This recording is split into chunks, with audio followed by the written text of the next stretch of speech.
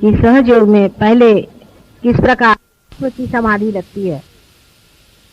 तादात्म्य के बाद आदमी को सामिप्य हो सकता है और उसके बाद सालोक्य हो सकता है। लेकिन तादात्म्य को प्राप्त करते ही मनुष्य का इंटरेस्ट ही बदल जाता है। तादात्म्य को पाते ही साथ मनुष्य की अनुभूति के कारण वो सालोक्य और सामिप्य के ओर उतरना नहीं चाहता। माने ये कि जब आपके हाथ में से चैतन्य की लहरियां बहने लग गई और जब आपको दूसरों की कुंडलिनी समझने लग गई और जब आप दूसरों की कुंडलिनी को उठा सकें, तब उसका चित्त इसी ओर जाता है कि दूसरे की कुंडलिनी देखे और अपनी कुंडलिनी को समझे, अपने चक्रों के प्रति जागरूक रहे और दूसरों के भी चक्र को समझता रहे। आकाश में भी अगर आप निरभ्र आकाश की ओर देखें या बादल हो तब भी देखें, आपको दिखाई देगा कि अनेक तरह की कुंडलिनी आपको दिखाई देगी, क्योंकि अब आपका चित्त कुंडलिनी पे गया है। आपको कुंडलिनी के बारे में जो कुछ भी जानना है, जो कुछ भी देखना है, जो कुछ भी सामीप्य है, वो जान पड़ेगा। बैठो बैठो बैठो, बीच में आके, देर से आके बीच में नहीं आते। चलो, कुंडलिनी के बारे में इंटरेस्ट जो है वो बढ़ जाता है, बाकी के इंटरेस्ट अपने आप ही लुप्त हो जाते हैं। ऐसा ही समझ लीजिए कि आप जब अपने बचपन को छोड़ करके जवानी में आ जाते हैं तो आपके जवानी के जो इंटरेस्ट हैं, आपकी नौकरी धंधा बीवी बच्चे, उसमें आपके इंटरेस्ट आ जाते हैं। उसके बाद जब आप उस इंटरेस्ट से और भी गहनतम इसमें जाते हैं तो आपके बाकी के जो कुछ भी शौक है वो गिरते जाते हैं, अनुभूतियां गिरती जाती हैं और नई अनुभूतियों के ओर आपकी दृष्टि जाती है।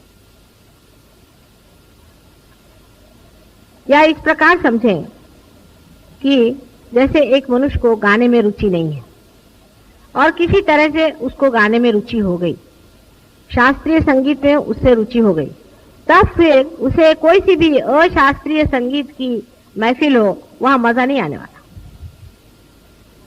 उसी प्रकार सहयोग में आपकी हालत हो जाना चाहिए। और वास्तविक बाकी तो जो कुछ भी आते हैं या जो कुछ भी शौक है वो तो आपके अंदर धीरे धीरे आती हैं, प्रयत्न पूर्वक आती हैं। इसके कारण वो चीज आपके अंदर चिपक बहुत आसानी से जाती है। हालांकि सहयोग से आपके अंदर क्रांति हो गई है, आप एक नए अवेयरनेस में, एक नई चेतना में आए हुए हैं। आपको वाइब्रेशन समझ में आते हैं, आपको दूसरों की कुंडलिनी दिखाई देती है।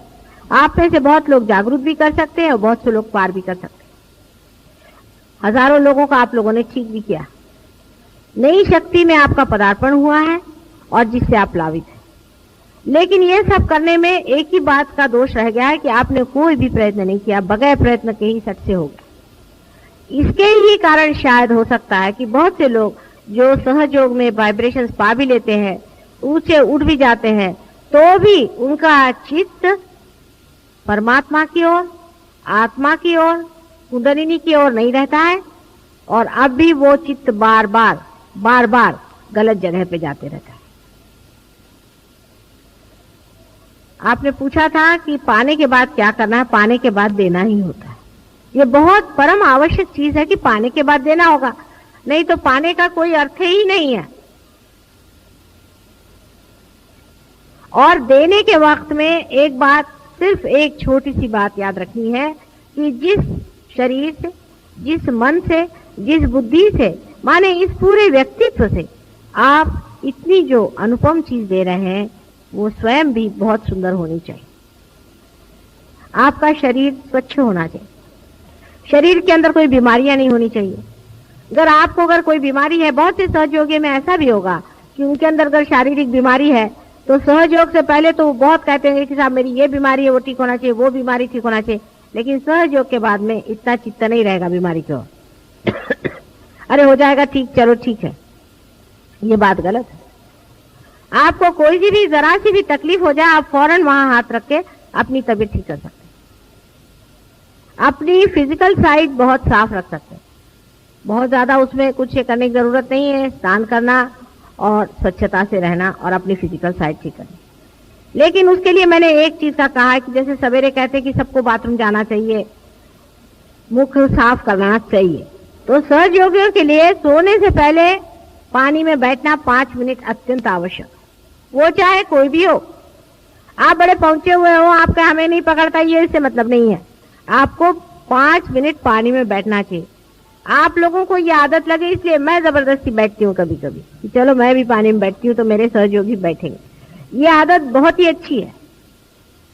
एक 5 मिनट पानी में सब सहयोगों को बैठना चाहिए। फोटो के सामने दीप जला करके, कुंकू वगैरह लगा के, फोटो के सामने दोनों हाथ रख के, दोनों पैर पानी में रख के सब सहयोगियों को बैठना चाहिए। आपके आधे से ज्यादा प्रॉब्लम सॉल्व हो जाएंगे अगर आप ये करें। चाहे कुछ हो जाए, आप 5 मिनट की कोई मुश्किल नहीं है। सोने से पहले पानी में सबको बैठना चाहिए। इससे आपका जो है आधे से ज्यादा पकड़ना खत्म हो जाएगा। सवेरे के टाइम में जल्दी उठना चाहिए। हम लोगों का सहयोग दिन का काम है, रात का नहीं, इसलिए रात को जल्दी सोना चाहिए। माने 6 बजे सोने की बात नहीं करे मैं, लेकिन करीबन 10 बजे तक सबको सो जाना चाहिए। 10 बजे के बाद सोने की कोई बात नहीं, सवेरे जल्दी उठना चाहिए। सवेरे के टाइम में जल्दी उठ करके नहा धो करके ध्यान करना चाहिए। सवेरे ध्यान में बैठना चाहिए। जैसे कि हमारे यहाँ हम लोग सवेरे उठ करके अपना मुंह धोते हैं और सालों से धोते आ रहे हैं, हर साल धोते हैं और जिंदगी भर धोते रहे, उसी प्रकार हर मनुष्य को सवेरे उठ करके सहयोगी को चाहिए कि वो ध्यान करे। ये आदत लगाने की बात है। लेकिन मैंने देखा है कि बहुत से लोग 4 बजे या 5 बजे उठना बहुत उनको मुश्किल होता है। उसके कारण एक है, मनुष्य को बहुत मैंने स्टडी किया, उसकी बारीक चीजें बहुत समझी और बड़ा मजा आता है उसको स्टडी करने में। वो किस तरह से अपने साथ भागता है और वो अपने साथ ही किस तरह से आर्ग्यूमेंट्स देता है, वो देखने लायक चीज है मनुष्य की। बड़ा खुद ही को वो खुद ही की नाक कटाने के लिए किस तरह से अपने ही का एक्सप्लेनेशन खुद ही देते रहता है। वो इस प्रकार कभी कभी होता है कि जैसे हम तो सवेरे उठ ही नहीं सकते, माँ भाई कितने बजे सोते, कल रात को 12 बजे, पर मैंने तय किया था कि मैं 4 बजे उठूंगा, हो ही नहीं सकता। लेकिन आप एक दिन जल्दी सोएं और एक दिन आप उठें हर हालत, तो आप जल्दी सो ही जाए, आप जग नहीं सकते। 2-3 दिन आप कर लीजिए, शरीर ऐसा इसको आदत लग जाएगी। सवेरे जल्दी उठने से सवेरे के टाइम में एक तरह की रिसेप्टिविटी ज्यादा होती मनुष्य की। और इतना ही नहीं, उस वक्त में संसार में भी बहुत अत्यंत सुंदर प्रकार से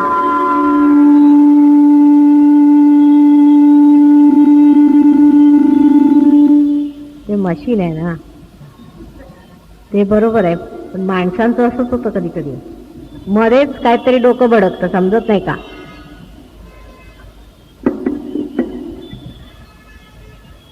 तो शरीर की दृष्टि से मैंने आपसे बताया, और दूसरा ये कि